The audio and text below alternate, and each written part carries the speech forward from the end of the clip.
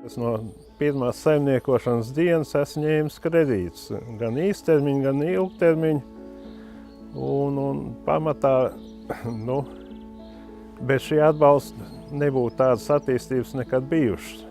Jo tad, kad ņēmu pirmos kredītus, pa man vēl te viens otrs rada gabals smējās, ka man viss ir ieķīlās, man nepieder ne māja, ne personīgā mašīna, ne tehnika, kā tolaik bija, ne zeme.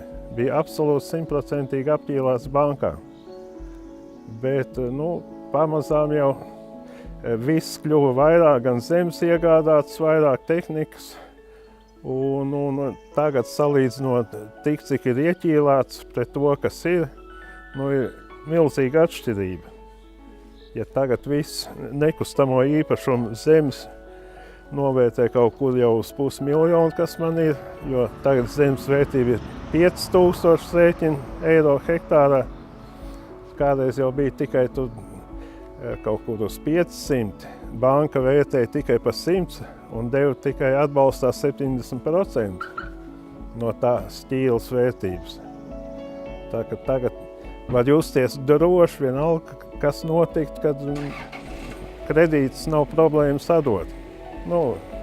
Nekustamie īpašumi visu nosedz. Tālāk ir plānos attīstīties kā līdz šim. Mērķis nosprausts jau sen ir 200 hektāra aramzemes īpašumā. Diemžēl to mērķi arvien grūtāk paliek realizēt, jo zemes cenas aug ļoti strauji.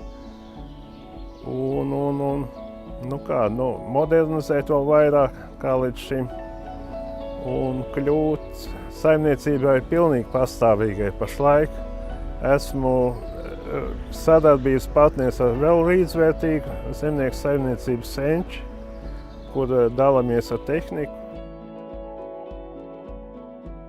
Altuma vienkārši uzticams sadarbības partneris.